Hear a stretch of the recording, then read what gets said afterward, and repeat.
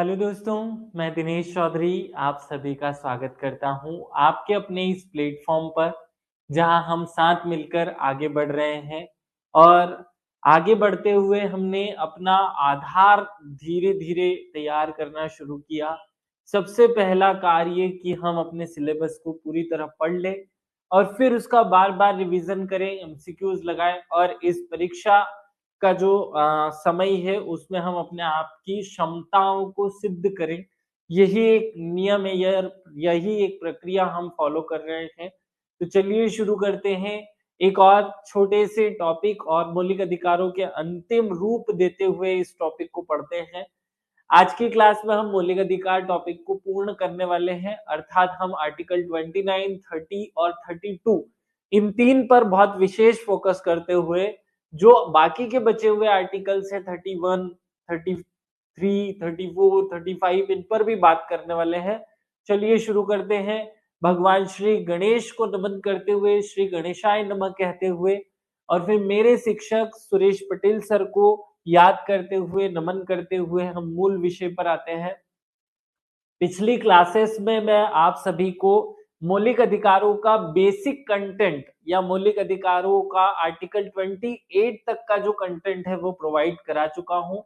Article 23 और 30, 29 और 30 ये दो अनुच्छेद जो हमारे संविधान में है, ये शिक्षा और संस्कृति किसी भी व्यक्ति की ये शिक्षा और संस्कृति की बात करते हैं, संस्कृति के अधिकारों के रूप में प्रेजेंट किए जाते हैं।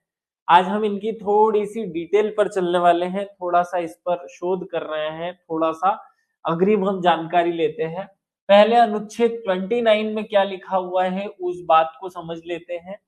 29 जो है हम जिस रूप में अभी तक पढ़ रहे थे, मैं थोड़ा संशोधन करूँगा। जो कानूनी भाषा है वो क्या कहती है पहले वो समझ लो, फिर इसको और अच्छे ढंग से हम विस्तारित रूप देंगे। भारत के राज्य क्षेत्र में किसी भाग में नागरिकों को अपनी भाषा, लिपि और संस्कृति को बनाए रखने का अधिकार होगा।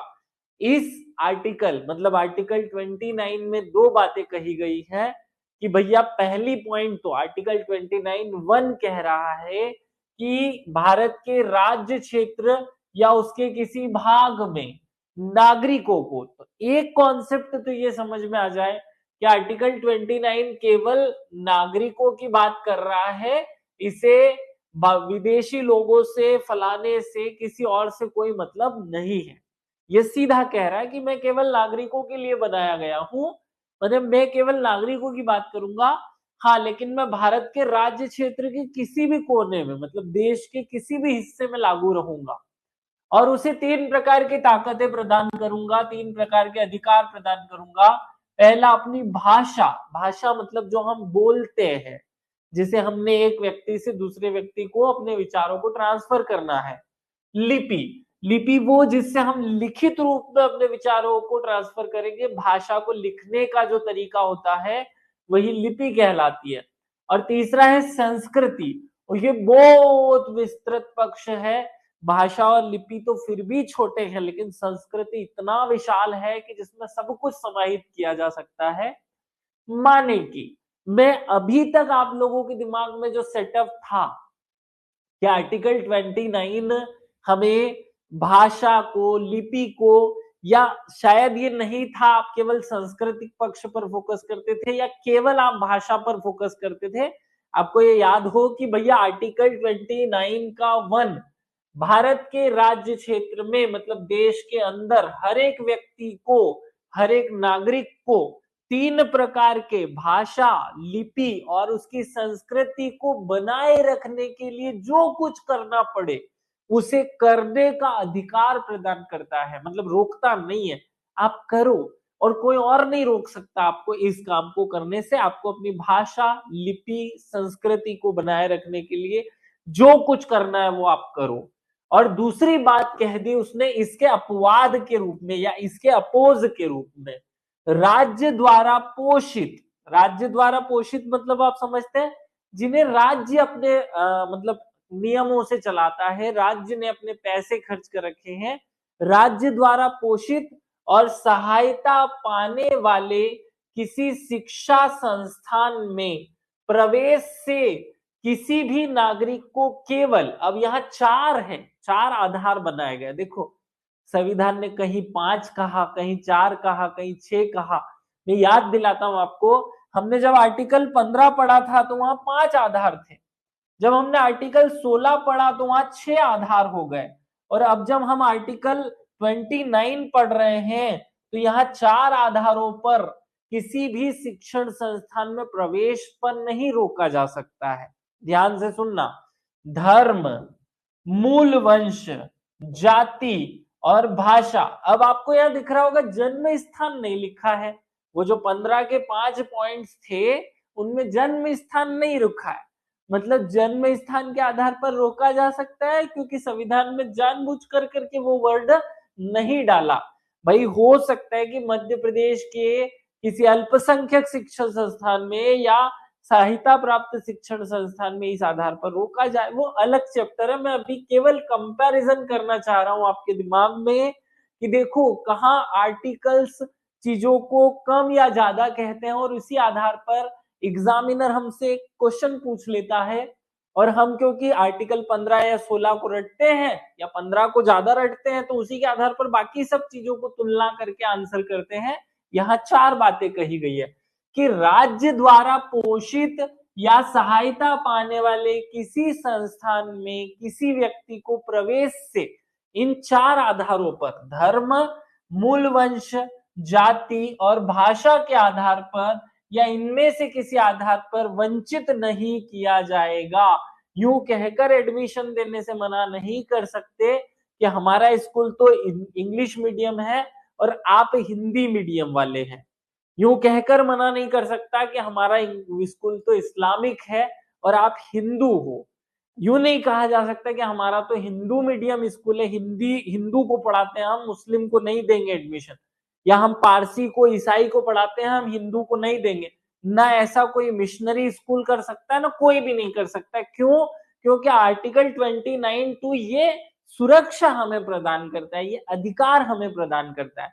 अब यहां समझो, इसको और स्ट्रॉन्ग करता है हमारा सर्वोच्च न्यायालय, क्योंकि सर्वोच्च न्यायालय ने आर्टिकल 29 की व्याख्या में क्या कहा है वो सुनो।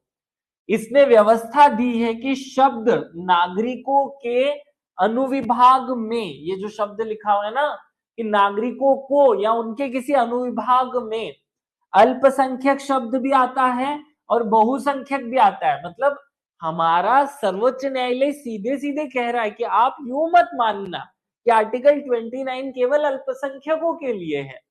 कोई अल्पसंख्यक अगर बहुसंख्यक के साथ भी ऐसा करता है तो वो भी 29 के अधिकार का हनन है, क्योंकि सर्वोच्च न्यायालय कह रहा है कि यह केवल अल्पसंख्यकों को शामिल नहीं करता है, यह बहुसंख्यकों को भी शामिल करता है।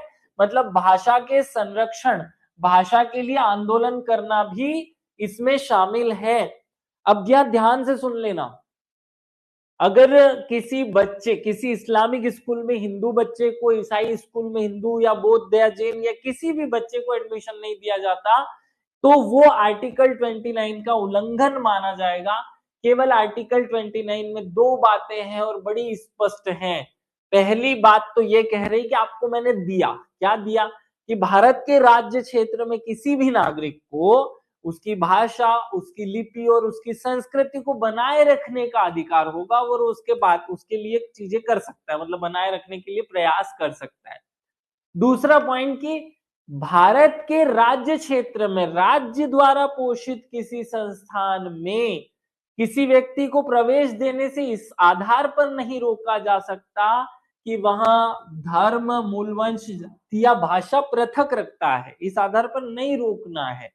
ये 2 आर्टिकल अगर समझ में आ गए हो तो अब मैं आपको एक बात बताऊं कि अभी आप अपने दिमाग में ये मत घुसेड़ना कि भैया हमारे अल्पसंख्यकों को क्या करना है क्या नहीं करना है। अल्पसंख्यक एक अलग चैप्टर है जिसके लिए आर्टिकल 30 समर्पित है।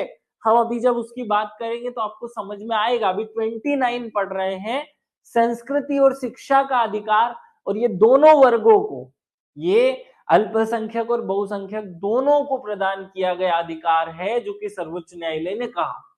अब आर्टिकल 30 पर चलते हैं। अब आर्टिकल 30 जो है वो एक अलग टर्निंग मोड़ लेकर आता है और वो कहता है कि शिक्षण संस्थानों की, अब यहां शुरुआत ही क्या हो रही है, शिक्षण संस्थानों की स्थापना और प्रशासन करने का अल्पसंख्यक वर्ग को अधिकार।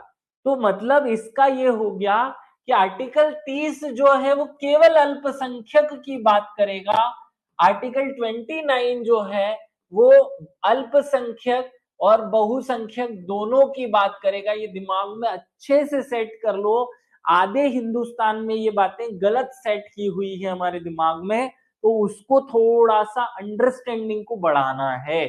अब आर्टिकल 30 के अंदर दो सब आर्टिकल्स हैं।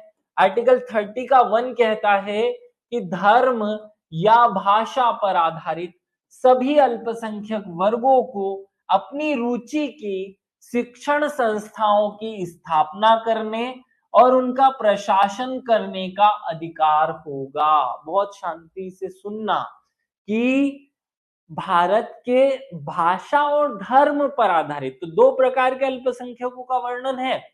कोई यूं कहे कि मेरी जाति फलानी है इसलिए मैं अल्पसंख्यक, या कोई यूं कहे कि मेरा लिंग ये है जिसलिए मैं अल्पसंख्यक। भाई भारत में 3 जेंडर हैं, स्त्री पुरुष और थर्ड जेंडर। तो थर्ड जेंडर की आबादी जो है वो ऑब्वियसली फर्स्ट और सेकंड मतलब स्त्री और पुरुष से जो है वो कम है, बहुत कम है। तो ये यूं कहे कि मैं अल्पसंख्यक, ऐसा नहीं होगा।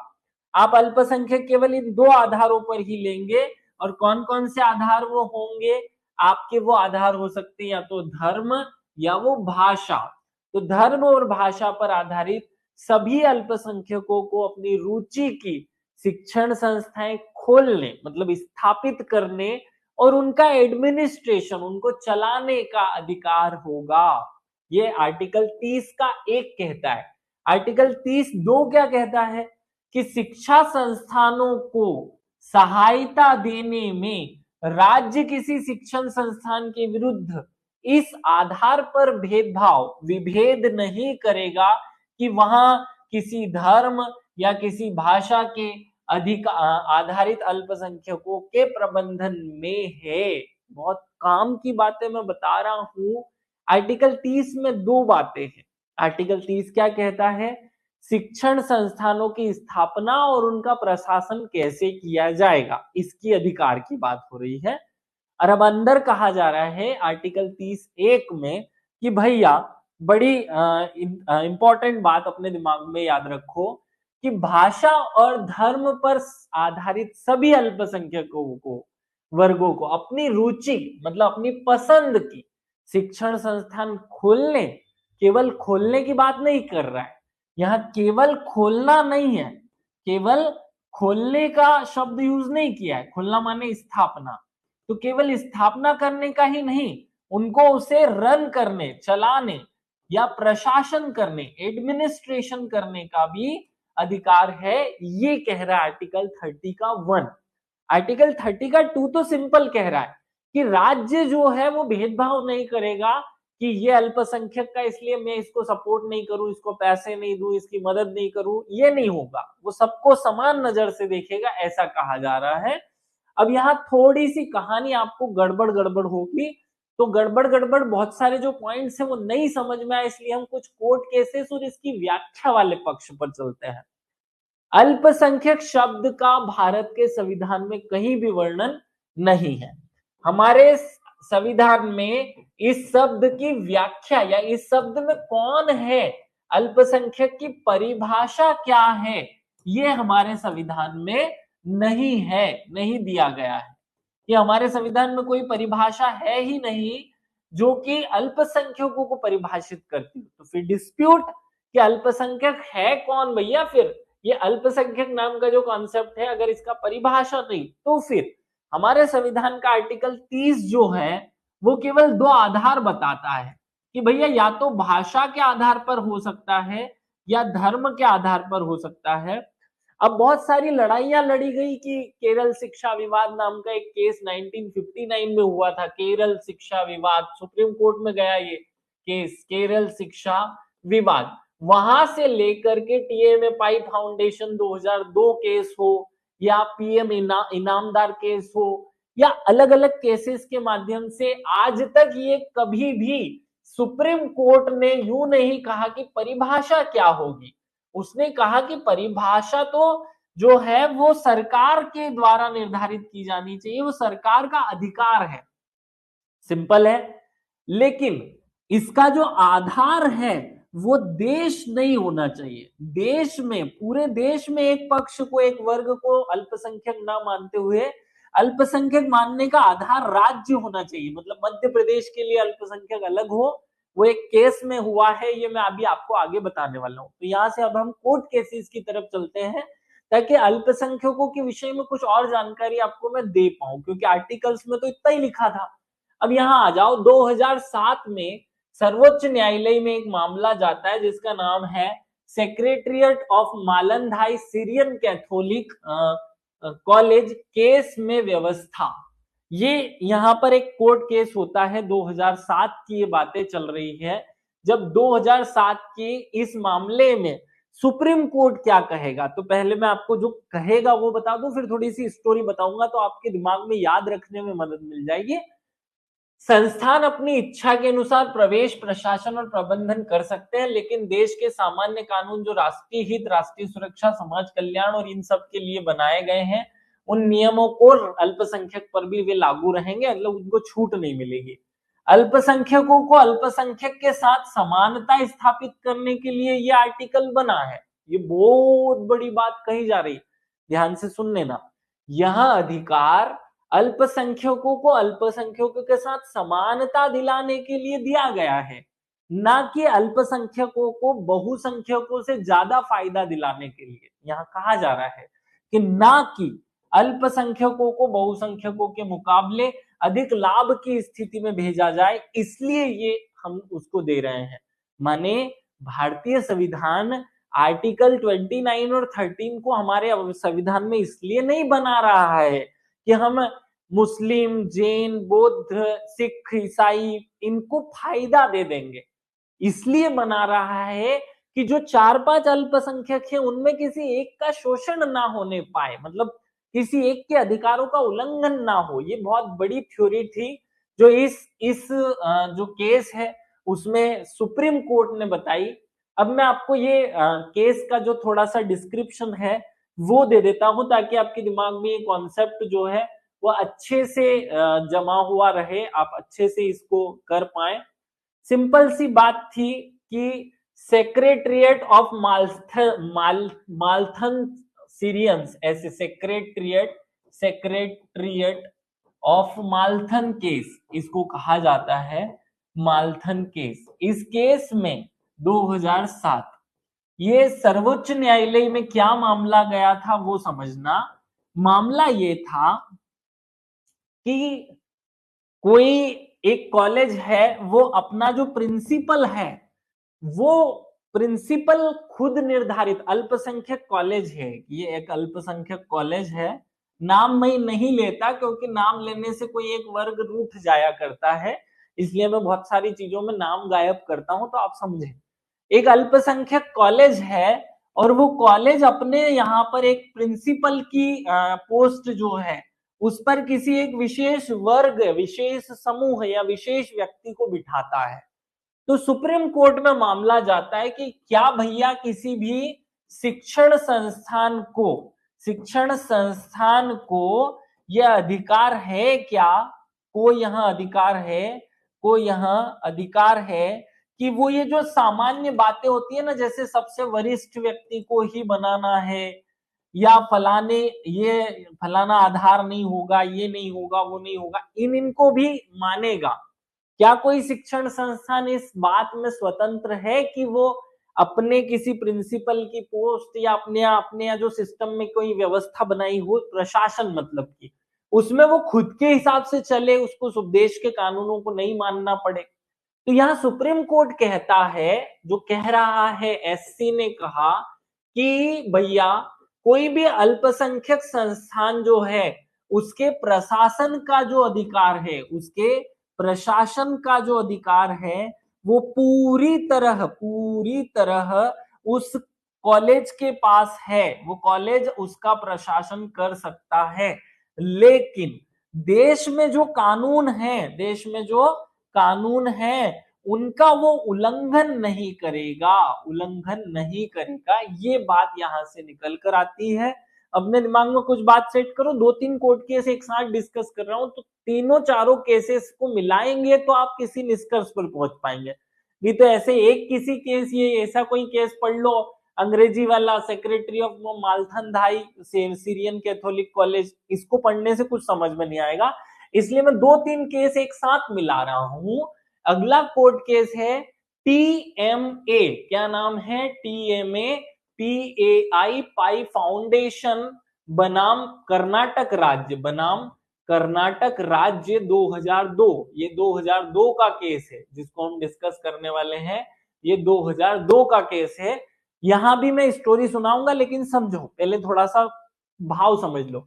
इस मामले में यह माना गया कि राज्य सरकार, विश्वविद्यालय, राज्य सरकार और विश्वविद्यालय भाषाई और धार्मिक अल्पसंख्यकों द्वारा संचालित गैर सहायता प्राप्त शिक्षण संस्थानों की प्रवेश नीति को विनियमित नहीं कर सकते।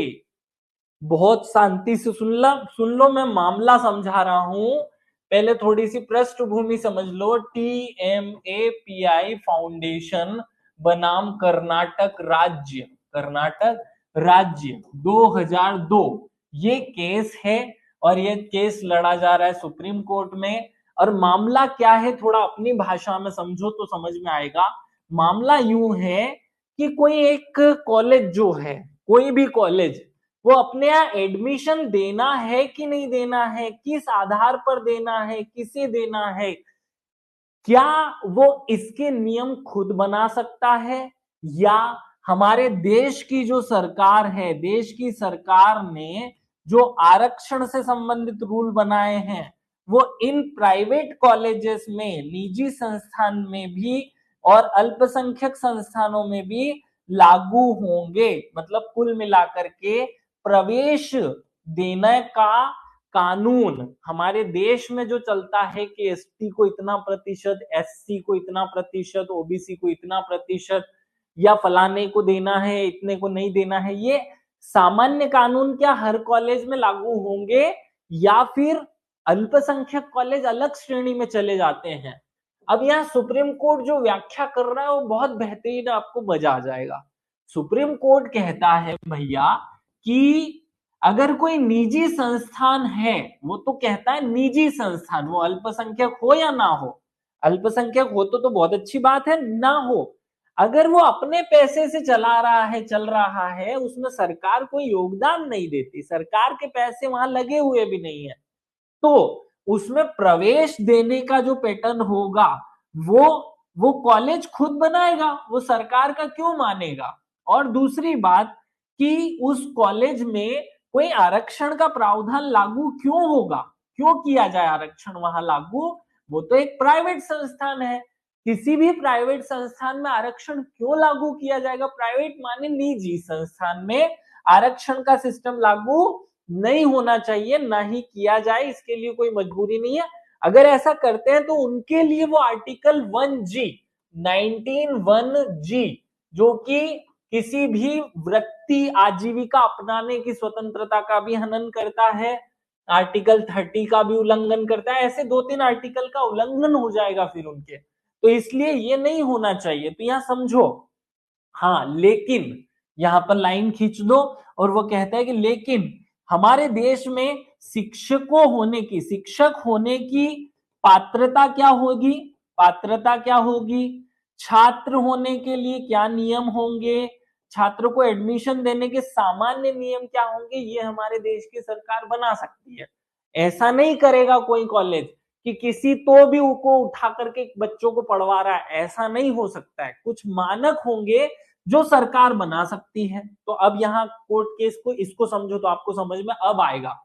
इस मामले में यह माना गया कि राज्य सरकार और विश्वविद्यालय आयोग भाषाई और अल्पसंख्यक, धार्मिक अल्पसंख्यकों द्वारा संचालित गैर सहायता प्राप्त, यहाँ साफ साफ लिखा हुआ है गैर सहायता प्राप्त, सहायता प्राप्त हो जाएगा तो फिर तो मानना पड़ेगा, गैर सहायता प्राप्त शिक्षण संस्थानों की प्रवेश नीति को विनियमित नहीं कर सकते। प्रवेश दिया जाए या ना दिया जाए उसको आप नहीं दी वो करोगे, लेकिन वे छात्रों के लिए शैक्षणिक योग्यता निर्दिष्ट कर सकते हैं और नियम बना सकते हैं, और शैक्षणिक मानकों को बनाए रखने के लिए नियम और यह सिद्धांत के शिक्षक और कर्मचारियों की नियुक्ति भी लागू होगा कि शिक्षक कौन होना चाहिए, कौन सी क्लास को कितना योग्य शिक्षक पढ़ा सकता है। ये सिस्टम आप सरकार के हाथ में है। सरकार चाहे तो इसको बना सकती है, लेकिन वो कॉमन सबके लिए बनाएगी, किसी एक विशेष के लिए नहीं बनाएगी। अदालत ने माना कि अल्पसंख्यकों के शिक्षण संस्थान में अपना अल्पसंख्यक चरित्र इसलिए नहीं खो देती कि वे सरकार से सहायता मिलती है, लेकिन साथ ही यह भी स्पष्ट कर दिया कि गैर अल्पसंख्यक छात्रों को प्रवेश देना होगा। अगर कोई भी कॉलेज यूं कहे कि मैं तो अल्पसंख्यकों का कॉलेज हूं, मैं किसी ऐसे व्यक्ति को एडमिशन नहीं दूंगा जो इस धर्म का नहीं हो, तो ये नहीं हो सकता, क्योंकि अगर ऐसा होता है तो वो आर्टिकल 29 के 2 का उल्लंघन है। कोई भी कॉलेज भले बना वो सीरियन के लिए हो, कैथोलिक के लिए हो, ईसाई के लिए हो, पारसी के लिए हो, लेकिन वो सबको एडमिशन देगा, मना नहीं कर सकता। हाँ, वो अपना सिस्टम जो है वो अलग प्रकार से बना सकता है। एक और केस सुनो ताकि आपको और चीजें क्लियर हो। इसका नाम है पीएम इनामदार, पीएम इनामदार बनाम महाराष्ट्र राज्य। इसे इस्लामिक कॉलेज केस भी कहा जाता है, या इस्लामिक कॉलेज केस के नाम से फेमस है ये। 2003 और 2005 ये दो मामले हैं जिनको एक साथ हम पढ़ रहे हैं। पीएम इनामदार 5 का मामला है और इस्लामिक केस 2003 का मामला है। और इन दोनों ही मामलों में हमारा सुप्रीम कोर्ट पूरी दुनिया को साफ कह देता है कि देखो भैया, निजी गैर सहायता प्राप्त व्यवसायिक संस्थानों को राज्य की आरक्षण नीति को स्वीकार करने के लिए मजबूर नहीं किया जाएगा, नहीं कर सकता है, क्योंकि अगर ऐसा किया जाता है तो ये उनके आर्टिकल 30 और आर्टिकल 19(1)(g) का उल्लंघन है। सिंपल है। समान शिक्षा प्रदान करने वाले संस्थानों के एक समूह के लिए केंद्रीकृत प्रवेश परीक्षा ली जा सकती है। मतलब आप नीट, क्लेट, नीट ऐसी एक परीक्षा ले लो, सबके लिए कॉमन, पूरे देश के लिए कॉमन हो जाए, वो चलेगा। लेकिन उस एडमिशन की जो परीक्षा हुई उसके बाद एडमिशन देने की प्रोसीजर जो है वो कॉलेज निर्धारित करेगा। प्रत्येक संस्थान अपनी स्वयं की शुल्क संरचना तैयार करने के लिए स्वतंत्र है। मतलब कॉलेज में फीस क्या रखी जाएगी, ये कॉलेज की जो फीस है, कॉलेज की जो फीस होगी वो खुद कॉलेज निर्धारित करेगा, ना कि सरकार। सरकार को निर्धारित करने का अधिकार नहीं है। हाँ, शर्त ये है कि वो कॉलेज जो है वो मुनाफाखोरी जो है वो नहीं करे, मुनाफाखोरी नहीं करे, और साथ में वहां कैपिटेशन फीस के नाम से कुछ चार्ज नहीं लिया जाएगा। जो भी लिया जाएगा वो फीस के नाम पे सीधे अकाउंट पे वाला ऑप्शन होगा। ऐसा नहीं कि ऊपर से इतना दे दो, टेबल के नीचे से इतना दे दो, ये नहीं चलेगा। हाँ, जो फीस रखनी है वो रखो, और ये रखने का अधिकार उस कॉलेज को है, ये उसके लिए स्वतंत्र है। कैपिटेशन शुल्क वसूलने की अनुमति किसी भी कॉलेज को नहीं है, न प्रत्यक्ष रूप से न अप्रत्यक्ष रूप से। ये दिमाग में चीजें समझो ताकि आप लोग समझ पाओ कि आज हमारे देश के एजुकेशन सिस्टम की क्या चीजें हैं, वो कितना उनको अधिकार है। ये आर्टिकल जो है ना, ये आर्टिकल 29 और आर्टिकल 30 थोड़े से खतरनाक से आर्टिकल हैं, क्योंकि ये थोड़ी सी अधूरी अधूरी सी बातें कहते हैं। क्योंकि ये कहता है हमारी संस्कृति की बात करता है। अब संस्कृति की बात करता है तो संस्कृति एक अलग चैप्टर है। ये करता है अल्पसंख्यक, लेकिन फिर ये अल्पसंख्यकों की भी पूरी बात नहीं करता। ये केवल अल्पसंख्यकों की केवल और केवल शिक्षण संस्थान की बात करता है, केवल शिक्षण संस्थान की बात करता है। ये पूरा अगर अल्पसंख्यकों को डिफाइन करता, उसके सारे प्रावधानों को बताता, तो फिर समझना आसान हो जाता। अब मैं यहाँ पूरी बातें इसलिए नहीं बता रहा हूं क्योंकि हमारे जो आर्टिकल्स में बातें कही गई है उन्हीं को तो मैं भी बताऊंगा। आपका मन होगा कि सर आप तो पहले मुझे अल्पसंख्यक क्या होता है ये समझा दो, फिर अल्पसंख्यकों के लिए कॉलेज कैसे बनते हैं, कैसे खोले जाते हैं वो बता दो, फिर उनमें क्या क्या कोर्ट केसेस हुए ये बता दो। लेकिन मैं इसके लिए मजबूर हूं क्योंकि हमारा संविधान अल्पसंख्यक क्या है कौन है इस बात को प्रेजेंट ही नहीं करता। ये फिर सोशल इशू नाम के एक सब्जेक्ट का मेंस का टॉपिक हो जाएगा। इसलिए मैं अभी अपने टॉपिक से भटकना नहीं चाहता। मैं आर्टिकल 29 और 30 आपको समझाना चाह रहा था जो हमने अभी तक समझ लिया है। अब हम चलेंगे यहां से आगे, एक केस समझ लेते हैं, बाबा पाटिल बनाम भारत संघ विवाद। इसमें थोड़ी सी इंफॉर्मेशन और आपको मिल जाएगी और अब फाइनली हम इस दो आर्टिकल से मुक्त हो जाएंगे। बाबा पाटिल बनाम भारत संघ विवाद, तो बाबा पाटिल जो है बाबा पाटिल बनाम भारत संघ विवाद ये भी 2002 का ही है। यहाँ कोर्ट एक लाइन बोलती है कि अल्पसंख्यकों कौन है ये निर्धारित करने का पूरा अधिकार सरकार को है या हमारा जो आयोग बने हुए हैं वो बताएंगे कि अल्पसंख्यक कौन है। लेकिन अल्पसंख्यक का निर्धारण किसी देश के आधार पर, पूरे देश में अल्पसंख्यक कौन है ये नहीं होना चाहिए।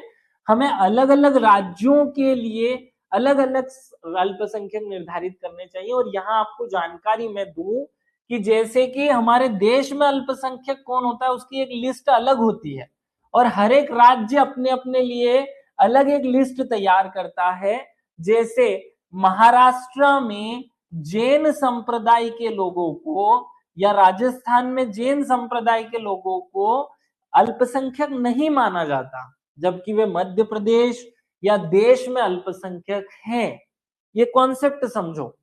जैसे कि होना ये चाहिए था, ये मामला पूरा अलग है, बहुत सारी बातें उसमें है डिस्कस करने की, लेकिन मैं यहाँ पूरी बात रामायण छेड़ूंगा नहीं।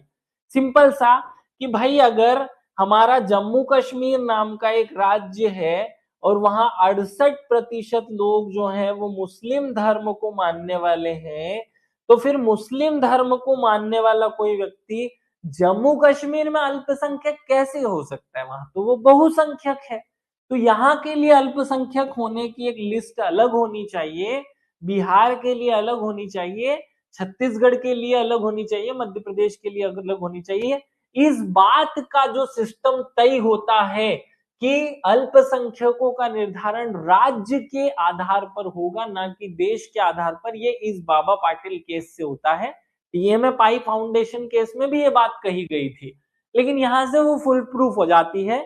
इस मामले में यह माना गया कि किसी समुदाय की अल्पसंख्यक के रूप में पहचान राज्य के आधार पर की जानी चाहिए, ना कि अखिल भारतीय आधार पर। केंद्र सरकार को अल्पसंख्यक समूहों की पहचान के लिए अपनी शक्ति का प्रयोग न केवल आयोग की सिफारिश पर बल्कि राज्य में जो समुदाय है उनकी सामाजिक, सांस्कृतिक और धार्मिक स्थितियों पर विचार करके करना चाहिए।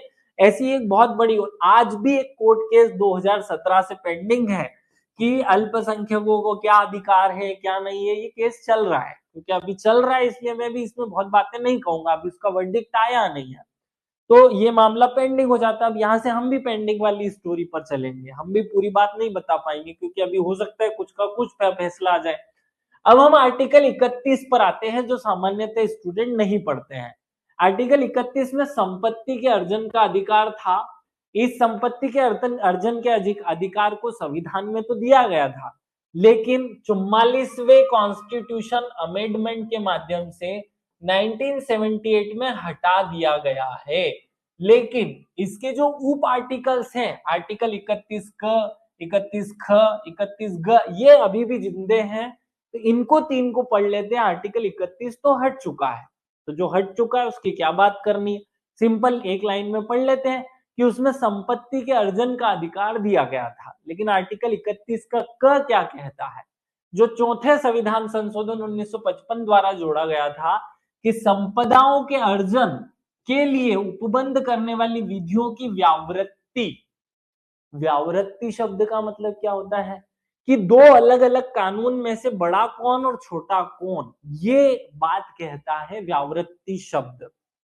यहां समझना कि संपदाओं के अर्जन के लिए उपबंध करने वाली विधियों की व्यावृत्ति, की दो आपस में टकराएंगे तो क्या होगा, ऐसे ही आर्टिकल 31 ख कुछ अधिनियमों और विनियमों का विधि मान्यकरण, कुछ कानूनों विधियों नियमों का विधि मान्यकरण, वो मान्य होंगे।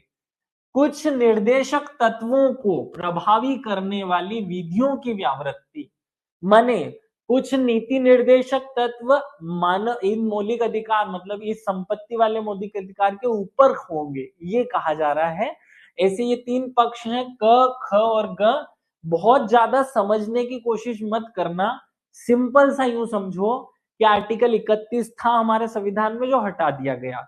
31 का क ख और ग तीनों के तीनों कुछ ऐसे कानूनों की बात करते हैं कि वो संपत्ति के लिए हो या दो अलग अलग कानून एक दूसरे से टकराते हो या नीति निर्देशक तत्व जब संपत्ति से संबंधित कोई मामला हो तो वैसी स्थिति में कौन बड़ा कौन छोटा होगा, इन बातों की व्याख्या करते हैं। मैं बहुत डीप में अब यहाँ नहीं जाने वाला हूँ, सीधे आर्टिकल 32 पे चलते हैं जो मूलभूत हमारे अब पढ़ने की स्टैंडिंग की हमारे दिमाग में इमेज बनाने वाला है। आर्टिकल 32 जहां से क्वेश्चन भी पूछे जाते हैं, खूब इंपॉर्टेंट है, हर प्रकार से रटना चाहिए इस आर्टिकल को। 31 में मैंने फोकस इसलिए बहुत ज्यादा नहीं किया क्योंकि अब आजकल वहां से कोई प्रश्न नहीं बनते हैं, बहुत ज्यादा दिमाग में चीजें ऐसी घुसेड़ लें कि जिनसे प्रश्न ही नहीं बनते तो फिर हम मूल बातें जो है उनसे भटक जाते हैं, इसलिए यहाँ थोड़ा कम पढ़ाया मैंने।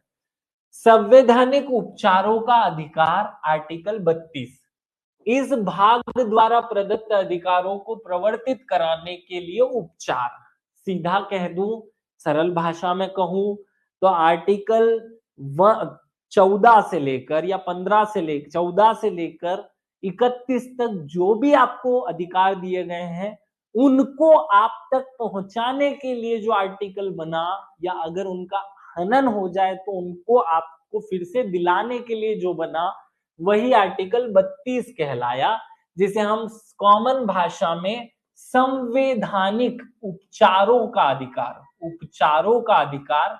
उपचार कब किया जाता है? जब हम बीमार हो जाते हैं।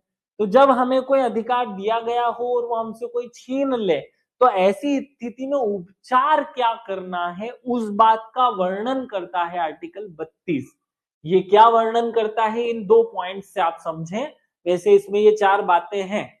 अधिकारों को प्रवर्तित कराने के लिए समुचित कार्यवाही द्वारा सर्वोच्च न्यायालय, कौन, यहां और किसी कोर्ट की बात नहीं कही, सीधे सर्वोच्च न्यायालय कहा, सर्वोच्च न्यायालय समावेदन का अधिकार प्रत्याभूत किया जाता है। मतलब किसी भी व्यक्ति के अगर किसी अधिकार का हनन होता है तो वह सीधे सुप्रीम कोर्ट जा सकता है। ये लिखा है आर्टिकल 32(1) में। कहा लिखा है? 32(1), आर्टिकल 32 के 1 में ये वर्णन है कि अगर किसी व्यक्ति के मौलिक अधिकारों का हनन होता है तो वह सीधे सर्वोच्च न्यायालय जा सकता है। आर्टिकल 32 का 2, सर्वोच्च न्यायालय को अधिकारों के प्रवर्तन हेतु निर्देश देने, आदेश देने या रिट जारी करने का अधिकार होगा या शक्ति होगी। और रिट 5 प्रकार की हो सकती है, अभी उनके नाम रटेंगे हम, बंदी, प्रत्यक्षीकरण, परमादेश, प्रतिषेध, अधिकार प्रच्छा और उत्प्रेषण, ये 5 होती है, रटनी है हमको, आगे रटेंगे 2 मिनट बाद। लेकिन पहले आर्टिकल 32 में जो 4 बातें हैं वो तो सुन लो। आर्टिकल 32 एक कहता है, सिंपल देखो यहां लिखता हूं मैं, आर्टिकल 32 जो है उसमें 4 बातें हैं। कितनी बातें हैं? 4।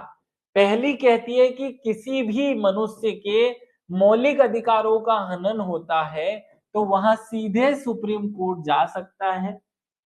ये दूसरा कहता है कि जब किसी व्यक्ति के मौलिक अधिकारों का हनन होगा तो सुप्रीम कोर्ट उस पर आदेश, निर्देश या रिट जारी कर सकेगा। वह रिट 5 प्रकार की होती है, आगे पढ़ेंगे। अब आर्टिकल 32 का 3 क्या कहता है कि संसद को यहां शक्ति है कि वह किसी अन्य न्यायालय को निर्देश, आदेश या रीट जारी करने की शक्ति प्रदान करे। मतलब सर्वोच्च न्यायालय को तो है ही। आर्टिकल 32 का 3 यूं कहता है कि संसद को यह शक्ति है कि अगर उस लिस्ट में किसी और का नाम जोड़ दे तो उस न्यायालय को भी रिट जारी करने, आदेश देने या निर्देश देने का अधिकार मिल जाएगा। अभी तक तो नहीं है, लेकिन हाँ, हमारी संसद अगर ऐसा प्रावधान करे तो सर्वोच्च न्यायालय के साथ साथ किसी और न्यायालय को भी यह अधिकार मिल जाएगा। समझो, बहुत कितनी सरल सी बात कही जा रही है आर्टिकल 32 में। आर्टिकल 32 कहता है कि संवैधानिक उपचारों का अधिकार है भैया, सबको संवैधानिक उपचार करने का, उपचार कराने के लिए एससी जाने का, सुप्रीम कोर्ट जाने का अधिकार है। अब आर्टिकल 32 का एक कह रहा है कि जब भी किसी व्यक्ति के मौलिक अधिकारों का हनन होगा वो सर्वोच्च न्यायालय जा सकता है। दूसरा कह रहा है आर्टिकल 32(2) कह रहा है कि सर्वोच्च न्यायालय किसी व्यक्ति के मौलिक अधिकार हनन होने पर आदेश, निर्देश या रीट जारी कर सकतेगा। इन शब्दों को रटो, मैं ये बार बार इसलिए नहीं बोल रहा हूं, हमारी यूपीएससी का जो पैटर्न है परीक्षा पूछने का वो क्या है पता है, वो एक प्रश्न पूछेगा और एक ऑप्शन में आदेश, एक में निर्देश और एक में रीट डाल करके कहेगा कि अब बताओ, 1 1 2 2 3 3 4 1 2 3, ऐसा वो ऐसा करा लेता है हमसे और यहाँ आदमी फेल हो जाता है। इसलिए रटने इन शब्दों को याद करना चाहिए कि भैया आदेश, निर्देश और रीट ये 3 शब्द हैं। फिर आर्टिकल 32 के 3 में कहा गया कि संसद को ये न्यायालय को नहीं है ये शक्ति, संसद को यह शक्ति है कि अगर वो चाहे तो किसी और न्यायालय को भी बना दे और उसको भी ये शक्ति दे दे, ये भी अधिकार है। और फिर आर्टिकल 32(4) में कहा गया कि सर्वोच्च न्यायालय में जाने का अधिकार इस संविधान के अन्यथा उपबंधों के सिवा, मतलब संविधान में जो आज बातें लिखी गई है उनको छोड़ करके किसी और आर्टिकल में ये प्रावधान कर दे कि कोई व्यक्ति सर्वोच्च न्यायालय नहीं जा सकता, तो ये नहीं हो पाएगा। मने राष्ट्रीय आपातकाल के निलंबन वाले इस प्रावधान को छोड़ करके संविधान संशोधन से भी इस बात को पलटा नहीं जा सकता। हो सकता है ना कि कल को भारत का कोई ऐसा प्रधानमंत्री आ जाए जो यूं लिख दे आर्टिकल 32 में कि कोई भी व्यक्ति सुप्रीम कोर्ट नहीं जाएगा या किसी व्यक्ति को सुप्रीम कोर्ट जाने का अधिकार नहीं है, फिर तो कहीं कोई जा ही नहीं सकता, तो कोई जा ही नहीं सकता तो फिर क्या ही मामला होगा। तो यहाँ पहले ही लिख दिया, सबको पता था कि हो सकता है आगे कोई ऐसी सरकार आ जाए जो यूं लिख दे कि भैया कोई व्यक्ति को सुप्रीम कोर्ट जाने का अधिकार नहीं है। तो यहाँ पहले ही व्यवस्था कर दी कि कोई व्यक्ति इस संविधान में दिए गए इस अधिकार का निलंबन भी नहीं कर सकता, इसको हटाया भी नहीं जा सकता। ये 4 बातें हमारे आर्टिकल 32 में है जिनको रट घोट लेना है आपको। सिंपल सी बातें हैं। भारत के प्रत्येक नागरिक को मौलिक अधिकार है, उनका हनन होता है तो वो सर्वोच्च न्यायालय जा सकता है। अगर सर्वोच्च न्यायालय जाता है तो वो 3 बातें कर सकता है, रिट, आदेश और निर्देश जारी कर सकता है। संसद को शक्ति है कि वह किसी और न्यायालय को ऐसी शक्तियां दे सकता है। और 4 में कहा गया कि इस संविधान के उपबंधों को छोड़ करके किसी और कानून से इस बात को खत्म नहीं किया जा सकता कि कोई भारत का नागरिक को सुप्रीम कोर्ट जाने का अधिकार है, इसको खत्म नहीं किया जा सकता। अब और आगे बढ़ते हैं, चलो यहाँ आते हैं। रीट को हम न्याय का झरना कहते हैं। रीट जो शब्द है इसका अर्थ होता है न्याय का झरना। ये ब्रिटिश शब्दावली है और अंग्रेजों से हमने उधार ली है, क्योंकि अंग्रेजों का जो कानून था, ब्रिटिश कानून, ब्रिटिश अंग्रेजी व्यवस्था, उसमें ब्रिटिश संविधान में ये व्यवस्था थी कि जब भी किसी व्यक्ति के मौलिक अधिकार का हनन होता था, क्योंकि मौलिक अधिकार की शुरुआत कहाँ से होती है, तो हमारे संविधान में तो मौलिक अधिकार यूएस से लिए गए हैं, लेकिन सभी मौलिक अधिकार नाम का कॉन्सेप्ट इस दुनिया में ब्रिटेन नाम के देश ने दिया है और वहीं से हमने ये रीट जारी करने का अधिकार जो है, रीट जारी करने का अधिकार प्राप्त किया है। याद रखना, रीट जारी करने का अधिकार हमारे संविधान में ब्रिटेन से आया, ना कि अमेरिका से। तो 5 प्रकार की रीटें बताई गई हैं। कौन कौन सी 5 प्रकार की रीटें हैं, इस शब्द को रटने के लिए मैंने अपने आप को ये रखा है, ये रटवा रखा है। बापू, कौन है ये बापू? ये बापू ने अधिकार पूछ लिया आपसे। क्या पूछ लिया है? बापू ने आपसे अधिकार पूछ लिया है कि किस अधिकार से होशियार बनता है, पूछा। देखो, बी से बंदी प्रत्यक्षीकरण, ये पूरा ले लो, बंदी प्रत्यक्षीकरण, फिर परमादेश, परमादेश, फिर प्रतिषेध, प्रतिषेध, उत्प्रेषण, उत्प्रेषण और ये अधिकार प्रत्यय। ये 5 प्रकार की रीट होती है, जिसमें पहली होती है बंदी प्रत्यक्षीकरण, जिसका इंग्लिश ट्रांसलेशन होता है हेबियस कॉर्पस। क्या होता है? Habeas corpus. मध्य प्रदेश का एक कोर्ट केस सुनाऊंगा, बड़ा मजा आएगा। हेबियस कॉर्पस कोर्ट केस ही कहते हैं, उसका नाम ही हेबियस कॉर्पस केस है। जबलपुर का एसडीएम थे उस समय वर्सेस शिवकांत शुक्ला केस कहते हैं, इसका नाम है, आगे बताऊंगा। पहले आप ये सीख लो कि टोटल रिट जो होती है वो 5 प्रकार की होती है, जिनको रटने के लिए हमको ये एक कोड बनाना पड़ा है, या कोड हमने बनाया है। बापू ने अधिकार पूछा, ये हम अपने आप को रटवाने के लिए रट रहे हैं। बी फॉर होता है बंदी प्रत्यक्षीकरण, प्रत्यक्षीकरण। पी फॉर परमादेश, पी फॉर प्रतिषेध, प्रतिषेध। फिर यू फॉर उत्प्रेषण, उत्प्रेषण। और अधिकार प्रच्छा मतलब अधिकार प्रच्छा। 5 बातें हैं, ये 5 रीट होती है। अब उसमें से पहली जो रीट है उसका नाम है बंदी प्रत्यक्षीकरण, जिसका इंग्लिश ट्रांसलेशन होता है हेबियस कॉर्पस, जो कि लेटिन शब्द है। हेबियस कॉर्पस एक लेटिन शब्द है। अब यहाँ इसके बारे में डिस्क्रिप्शन सुन लो। बंदी प्रत्यक्षीकरण का अर्थ होता है सह शरीर पेश करना। क्या होता है? सह शरीर पेश करना, सह शरीर पेश करना। मतलब जिस व्यक्ति को आपने हिरासत में लिया है उसे सशरीर कोर्ट के सामने पेश कर दो, ये अधिकार है कोर्ट को कहने का।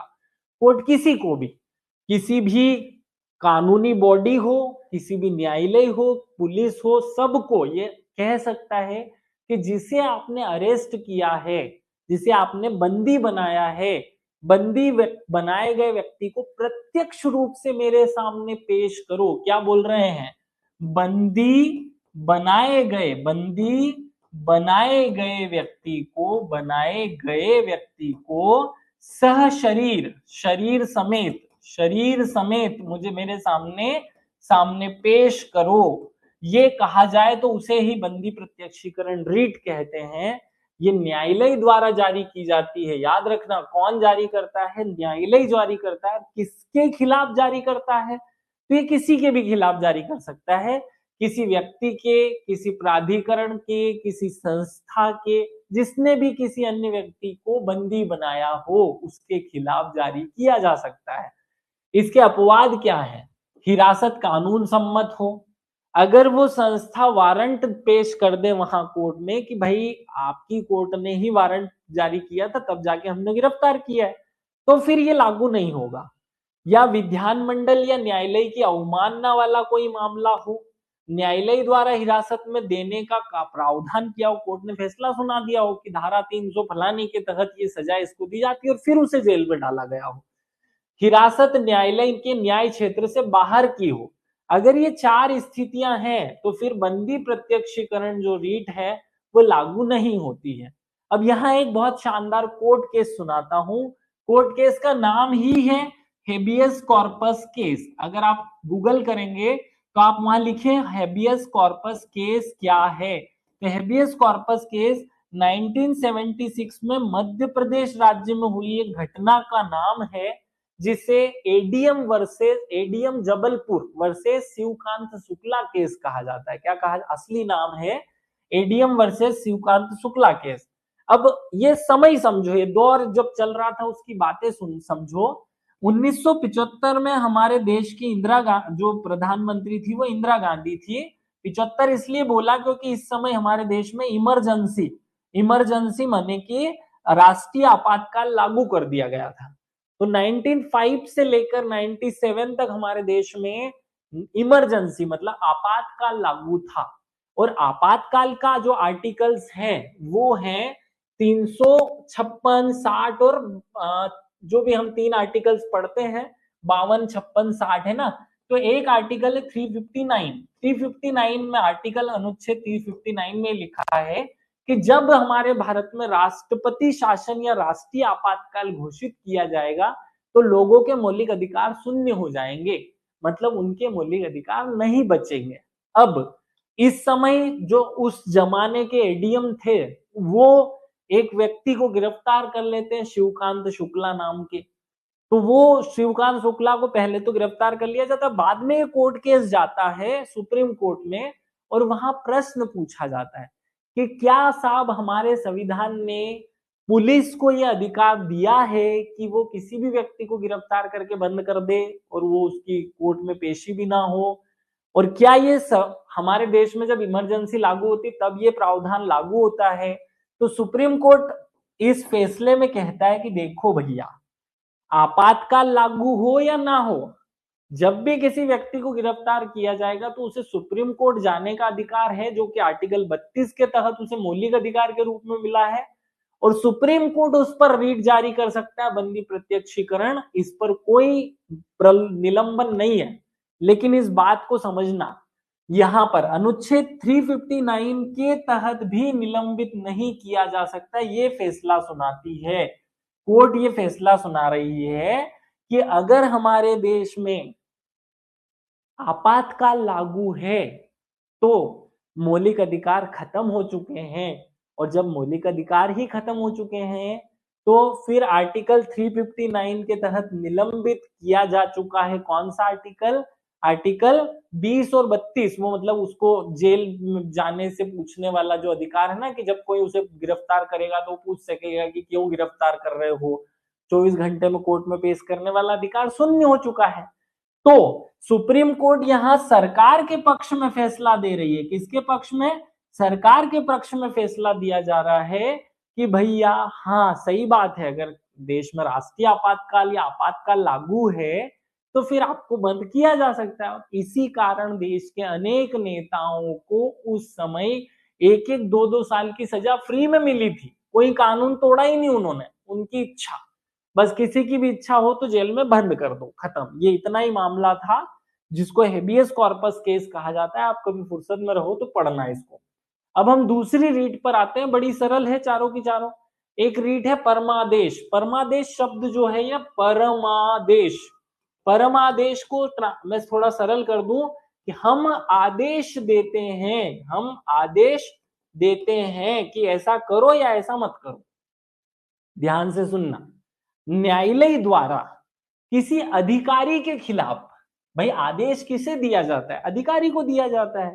तो किसी भी जो सरकारी अधिकारी हैं, सार्वजनिक अधिकारी, सार्वजनिक इकाई, उनको ये आदेश दिया जाता है, न्यायालय द्वारा सार्वजनिक अधिकारियों को जारी की जाती है ये, और उनसे उनके कार्य करने या ना करने के संबंध में पूछा जाता है कि आपने ऐसा किया तो किस अधिकार से किया, और ऐसा नहीं किया तो क्यों ऐसा नहीं किया। ये पूछने का जो कोर्ट के पास अधिकार है वो परमादेश रीट कहलाता है। दिमाग में घुसेड़ लेना, परमादेश रीट कोई भी कोर्ट या सुप्रीम कोर्ट किसी अधिकारी के खिलाफ लागू करता है। अभी थोड़ी देर तीसरी रीट जब हम पढ़ेंगे वो कोर्ट के खिलाफ लागू करेगा। कोर्ट के खिलाफ जब लागू करे तो अलग नाम है, और कोर्ट किसी अधिकारी के खिलाफ लागू करे तो उसका नाम अलग है। तो परमादेश का मतलब है हम आदेश देते हैं कि आप मेरे सामने आकर यूं बताओ कि ये काम आपने किया तो आपको क्या इसकी शक्ति थी, और यह काम आपने नहीं किया तो क्यों नहीं किया, किस अधिकार से आपने काम को नहीं किया, ये पूछने का। लेकिन इसके अपवाद है, निजी व्यक्ति के विरुद्ध नहीं लागू की जा सकती, क्योंकि वो सरकारी है नहीं। भाई निजी व्यक्ति को तो स्वतंत्रता है ना, कुछ करे ना करे, तो ये निजी व्यक्ति के खिलाफ नहीं जारी हो सकती। जब कर्तव्य में, जब किसी प्रशासनिक अधिकारी को कोई काम दिया गया और वहां लिख दिया जाए कि आपको विवेक के अनुसार निर्णय लेना है, तो फिर ये रीट जारी नहीं की जा सकती। भारत के राष्ट्रपति या राज्यपाल के विरुद्ध ये रीट जारी नहीं की जा सकती, और उच्च न्यायालय के मुख्य न्यायाधीश के विरुद्ध ये रीट जारी नहीं की जा सकती, क्योंकि इन सबको छूट दी गई है कि आप सुपीरियर है। भाई भारत के राष्ट्रपति से आप ये थोड़ी पूछेंगे कि आपने ये काम क्यों नहीं किया या क्यों किया, ये वहां लागू नहीं होती है। तो आपको मैं हर एक रीट बता रहा हूं और उसके अपवाद बता रहा हूं, वहीं से प्रश्न बनेगा। थोड़ी सी अंडरस्टैंडिंग दिमाग में सेट कर लो, खत्म हो जाएगा ये चैप्टर। बस अगले वाले पे आते हैं, प्रतिषेध। प्रतिषेध मतलब होता है रोक लगाना। क्या होता है? रोक लगाना। अब रोक किस पे लगाई जाए? तो यहां पर न्यायालय जो है वो अपने से छोटे न्यायालय पर लगाएगा। क्या करेगा? एक न्यायालय अपने से छोटे न्यायालय पर रोक लगाता है कि भाई तुम इस मामले को अपने यहाँ पे मत सुनो, तुमको रोक लगाई जाती है, तुम मत सुनो, हम किसी और को देंगे या हम खुद मंगवाएंगे। वो अगली रीट है जब हम मंगवाएंगे, लेकिन तुम ये सुनो कि तुम इस मामले की सुनवाई नहीं कर सकते हो, नहीं करोगे, ये हम आदेश दे रहे हैं। तो जब कोर्ट किसी और कोर्ट को, जब सर्वोच्च न्यायालय किसी छोटे कोर्ट को आदेश देता है कि भाई तू इस मामले की सुनवाई मत कर, तो उसे कहते हैं प्रतिषेध रीट। क्या कहते हैं? प्रतिषेध रीट। प्रतिषेध रीट का मतलब होता है रोकना, मना करना, मना करना, ये इसके अर्थ होते हैं। उच्च न्यायालय द्वारा अधीनस्थ न्यायालयों की या अधिकरण गणों को, अधीनस्थ गणों को अपने न्याय क्षेत्र से उच्च न्यायिक कार्य करने से रोकने के लिए ये रीट जारी की जाती है। यहाँ प्रशासनिक प्राधिकरणों, विधायी निकायों, निजी व्यक्ति के विरुद्ध उपलब्ध नहीं है। क्या बोला मैंने? कि परमादेश और प्रतिषेध, इन दोनों में बहुत अंतर है। परमादेश जो है, मैं दोनों को लिख देता हूं। परमादेश जो है वो सुप्रीम कोर्ट जारी करता है किसी अधिकारी के खिलाफ, और प्रतिषेध जो है, प्रतिषेध, ये सुप्रीम कोर्ट जारी करता है किसी न्यायालय के खिलाफ। तो जब किसी न्यायालय के खिलाफ कोई आदेश पारित होता है तो उसे कहते हैं प्रतिषेध, और जब किसी व्यक्ति, किसी अधिकारी के खिलाफ जारी होता है तो उसे कहते हैं परमादेश। समझ लेना। अब आता है उत्प्रेषण। तो ये पिछली रीट का और अगला। जब सुप्रीम कोर्ट ने किसी छोटे कोर्ट को यूं कहा कि इस मामले की सुनवाई तुम मत करना, तो उसका नाम पड़ा प्रतिषेध। तो अब तुम मत करना तो कोई तो करेगा, तो बड़ी कोर्ट आदेश देती है कि इस मामले को उठाकर मेरे पास भेज दो, मैं सुनूंगा इस मामले को। इसके लिए जो रीट जारी की जाती है उसे कहते हैं उत्प्रेषण। क्या कहते हैं? उत्प्रेषण। उत्प्रेषण का मतलब होता है प्रमाणित होना, सूचित देना। न्यायालय, उच्च न्यायालय द्वारा अपने अधीनस्थ न्यायालय या अधिकार गणों, अधिकारी गणों को, प्रतिषेध केवल निवारक है, जबकि उत्प्रेषण निवारक और सहायक दोनों है। 1991 में सर्वोच्च न्यायालय ने व्यवस्था दी कि न्यायिक, अर्ध न्यायिक और प्रशासनिक अधिकारी गणों के विरुद्ध भी जारी की जा सकती है। यह केवल विधिक और निजी व्यक्ति को के विरुद्ध लागू नहीं होती है। समझना, इसका मतलब क्या है मैं थोड़ा समझाऊं। यूं कह रही है कोर्ट कि तुम्हें अपने किसी न्यायालय को उसने कहा कि तुम इस मामले को मत सुनो, तो कौन सी रीट थी? प्रतिषेध।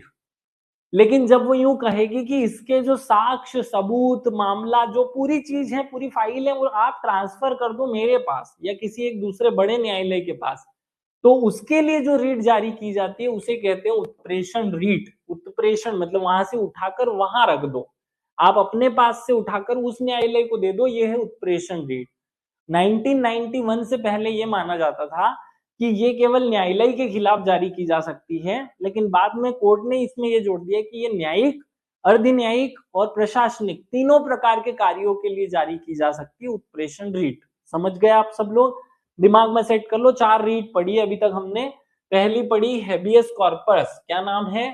हेबी कॉर्पस मतलब बंदी प्रत्यक्षीकरण। बंदी प्रत्यक्षीकरण, इसका तो अलग मामला है कि भैया सशरीर पेश करो। फिर हमने 3 एक साथ पढ़ी, इन 3 को एक साथ पढ़ना। पहला क्या है? परमादेश, परमादेश। फिर है प्रतिषेध, प्रतिषेध। और तीसरा है उत्प्रेषण, उत्प्रेषण। सर्वोच्च न्यायालय जब किसी अधिकारी के खिलाफ कोई मामला दायर करता है कि भाई तूने ये काम क्यों किया और क्यों नहीं किया, ये पूछता है उससे, तो उस रीट को कहते हैं परमादेश। जब सर्वोच्च न्यायालय किसी न्यायालय को, छोटे न्यायालय को पूछता है कि तू इस मामले की सुनवाई मत कर, रोक दे, तो उसे कहते हैं प्रतिषेध। और जब वो कहता है कि तू इस मामले की सुनवाई तू ना कर, किसी और को दे या मुझे दे, तो इसे कहते हैं उत्प्रेषण रीट। 4 समझ में आ गई होगा। आखिरी पे आते हैं जिसका नाम है अधिकार प्रच्छा।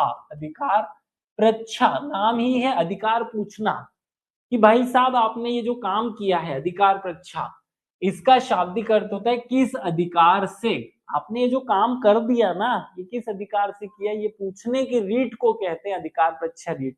इसे न्यायालय द्वारा किसी व्यक्ति द्वारा सार्वजनिक कार्यकलाप में दायर अपने दावे की जांच के लिए जारी किया जाता है। अतः यह किसी व्यक्ति द्वारा लोक कार्यालय में अवैध अनाधिकार ग्रहण करने से रोकने के लिए की जाती है। इसे मंत्रित्व कार्यालय या निजी कार्यालय के लिए जारी नहीं किया जा सकता। अन्य 4 रीटों को भिन्न से भिन्न इसमें इच्छुक व्यक्ति द्वारा जारी किया जा सकता है, न केवल प्रभावित व्यक्ति द्वारा। ये आखिरी की लाइन का अलग मतलब है, इसको वहां मर्ज मत करना। जो 4 रीटें हैं वो अलग एक प्रकार की रीट है और ये 5वीं रीट जो है ये अलग प्रकार की रीट है। 5वीं रीट ऐसा कोई भी देश का व्यक्ति कोर्ट में जाकर के दायर करवा सकता है जिसका उस मामले से संबंध ही नहीं है। माने अगर मैं रोड पे चल रहा हूँ और मेरे सामने कोई ऐसी घटना घटित हुई तो मैं कोर्ट में जाकर के ये दायर घटना का रीट दायर करवा सकता हूँ। वो 5वीं रीट ही है जब कोई ऐसा व्यक्ति जो उस मामले से संबंधित नहीं है फिर भी उसको करे। तो ये आखिरी की लाइन इच्छुक व्यक्ति द्वारा जारी किया जा सकता है, न केवल प्रभावित व्यक्ति द्वारा। मतलब जो आगे की 4 रीटें हैं शुरू वाली वो केवल वो व्यक्ति कोर्ट में लेकर जाएगा जो उससे प्रभावित हुआ है, जबकि 5वीं जो रीट है वो केवल कोई भी व्यक्ति जो प्रभावित हुआ है वो तो कर ही सकता है, जो प्रभावित नहीं हुआ है वो भी कोर्ट में दायर कर सकता है। इसके तहत कोर्ट किसी सार्वजनिक कार्य के या कार्यालय के बारे में दायित्व का पूछती है कि भैया आपको एक सड़क बनाने का टेंडर दिया था, आपने वो क्यों नहीं बनाई? या बनाई तो ऐसी क्यों बनाई, वैसी क्यों नहीं बनाई, क्यों बनाई, किसने दिया था टेंडर? ये सब सवाल अगर कोर्ट किसी व्यक्ति से, सार्वजनिक कार्यालय के या किसी कर्मचारी से, सरकारी आदमी से पूछती है कि तुमने ऐसा क्यों किया, क्यों नहीं किया, तो वो सब मामले अधिकार पूछने से संबंधित होते हैं कि ऐसा तुमने क्यों कर दिया, ऐसा तुमने क्यों नहीं किया। ये सब बातें 5वीं रीट है और ये 5वीं रीट का जो सबसे बड़ी विशेषता है वो ये है कि ये कोई भी व्यक्ति दायर कर सकता है, प्रभावित हो या ना हो। भाई जैसे कि मान लो किसी लड़की का जो है मर्डर हो जाता है, तो अब उसके लिए मर्डर तो खैर बहुत बड़ा बात हो गई, छोटी-मोटी चीज़ कि मान लो किसी के घर में चोरी हुई, तो अब उसकी रिपोर्ट कौन करेगा पुलिस को? वही करेगा ना जो जिसके घर में चोरी हुई है। लेकिन कुछ ऐसे मामले हैं जिसमें सार्वजनिक टाइप की बात होती है जिनकी कोई भी शिकायत कर सकता है। तो ऐसे ही इस 5वीं रेट में कोई भी व्यक्ति भाग ले सकता है, जबकि शुरू के 4 में केवल वही व्यक्ति भाग लेगा जो प्रभावित हुआ है। अब आते हैं आर्टिकल 33, 34 और 35 इन 3 आर्टिकल्स को और समझ लेते हैं ताकि हमारा मौलिक अधिकार वाला चैप्टर क्लोज हो। आर्टिकल 33 सशस्त्र बल एवं मूल अधिकार के इस कॉन्सेप्ट को प्रेजेंट करता है कि सशस्त्र बल और मूल अधिकार जब दोनों एक साथ में आमने सामने खड़े होंगे तो क्या स्थिति होगी। तो आर्टिकल 33 क्या कह रहा है कि संसद को यह शक्ति प्रदान करता है, आर्टिकल 33 प्रदान करता है कि सशस्त्र बलों, खुफिया एजेंसियों और अन्य अन्य मतलब उसके जैसे आर्म्ड फोर्स, हमारी सेना को मूल अधिकारों पर युक्ति युक्त प्रतिबंध लगा सके। मतलब इसका मुख्य उद्देश्य इनके समुचित कार्य करने के और अनुशासन को बनाए रखने का होगा। सोचो कि हमारा भारतीय सेना जिसे हम मिलिट्री कहते हैं, आर्मी कहते हैं, हमारी आर्मी जम्मू कश्मीर के पुलवामा में अटैक हो जाता है। वहां पर ढूंढ रही है कि किसने बम फोड़ दिया भैया, किसने गोली मार दी।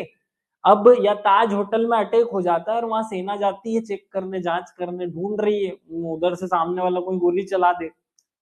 अब ऐसी स्थिति में मौलिक अधिकार तो शून्य मान लिए जाएंगे, मानने पड़ेंगे, क्योंकि अगर कोई व्यक्ति इस बात की दुहाई देने लगे कि भैया सेना मेरे प्राइवेट कमरे में कैसे घुस गई, तो ऐसी बात चलेगी नहीं, सेना कैसे काम करेगी। तो सेना अपना काम कर पाए, सशस्त्र बल अपना काम कर पाए, खुफिया एजेंसी अपना काम कर पाए, इसलिए उनको थोड़ी सी छूट दी जानी चाहिए और ये छूट देने वाला आर्टिकल ही आर्टिकल 33 है। ध्यान से सुन लो, सुन लिया। अब आर्टिकल 34 पे आते हैं। जब 33 में ये सब बातें कह दी थी तो 34 क्यों बना यहां पर एक पर्टिकुलर एरिया में, भले सेना हो या ना हो, वो कानून लागू कर दिया जाए या एक कोई विधि लागू कर दिए जाए जिसे मार्शल लॉ कहते हैं, सैनिक कानून। तो जब सैनिक कानून लागू होता है तो मौलिक अधिकारों की क्या स्थिति होगी ये बताता है आर्टिकल 34, मार्शल लॉ एवं मूल अधिकार। अनुच्छेद 34 कहता है कि भारत के किसी क्षेत्र में यदि सैन्य अधिनियम लागू हो जाता है, कौन सा कानून? सैनिक कानून। सैनिक कानून के बारे में अभी बाद में मैं बता दूंगा 2 मिनट। लेकिन आप ये मान लो कि हमारे देश में कानून होते हैं जिन्हें सैनिक कानून कहा जाता है। तो अगर भारत के किसी भी क्षेत्र में सैनिक अधिनियम लागू हो जाता है तो संसद को यहाँ शक्ति है। किसे शक्ति है? संसद को यहाँ शक्ति है कि वह मूल अधिकारों पर प्रतिबंध लगा सकती है। यह संसद को इस बात की शक्ति भी देती है कि किसी भी सरकारी कर्मचारी को या अन्य व्यक्ति को उसके द्वारा किए जाने वाले कार्यों की व्यवस्था के बरकरार रखे जाने में पुनर्निर्मिति करे। मतलब जो वो काम कर रहे हैं उनको काम करने में कोई आफत ना आए, इसकी भी व्यवस्था करे। समझ गए ये वाली बात? अभी दिमाग में घुस नहीं रहा होगा कि यार आपने पहले बोला कि सेना अगर कोई,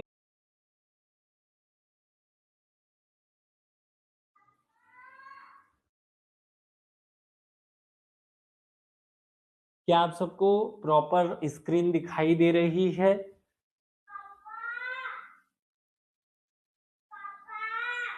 हम इस क्लास की जो छोटी मोटी बातें हैं वो अगले चैप्टर में डिस्कस करेंगे, क्योंकि क्लास के कनेक्शन में थोड़ी सी प्रॉब्लम आ रही है। मैं आशा करता हूँ कि यहाँ तक की आप बातें समझ चुके होंगे। हम जो हेमवती का प्रश्न है कि क्या आर्टिकल 33 को किसी कोर्ट में चैलेंज किया जा सकता है, तो नहीं किया जा सकता, क्योंकि संविधान का आर्टिकल है, इसे कोर्ट में कैसे चैलेंज करेंगे। या सेना का कोई कानून है, उसे कोर्ट में आर्टिकल 33 के विरुद्ध चैलेंज नहीं किया जा सकता। आर्टिकल 35 क्या कहता है? वो इतनी सी बात एक छोटी सी और कहता है कि संसद को केवल कुछ विशेष मूल अधिकारों को प्रवर्त बनाने के लिए कानून बनाने की शक्ति प्राप्त है, किंतु यह अधिकार राज्य विधानमंडल को प्राप्त नहीं है। 35 एक अलग बात कह रहा है कि हमारी संसद जो है वो मौलिक अधिकारों को लागू करने के लिए अंदर और कानून बना सकती है। ये संसद को पावर है, विधानमंडल को नहीं है। बहुत सारी बातें आप लोगों ने सीखी। मैं आशा करता हूं कि थोड़ा सा नेटवर्क इशू है, लेकिन आप लोग इन चीजों को समझ जाएंगे। मार्शल लॉ वाले कॉन्सेप्ट क्या है, ये थोड़ा सा अलग डिस्कशन है, उनको हम अलग से और पढ़ लेंगे। चलिए विदा लेता हूं। सभी को विशेष रूप से धन्यवाद। जय हिंद, जय भारत, भारत माता की जय। सब लोग स्वस्थ रहें, मस्त रहें, खुश रहें, आबाद रहें। Thank you.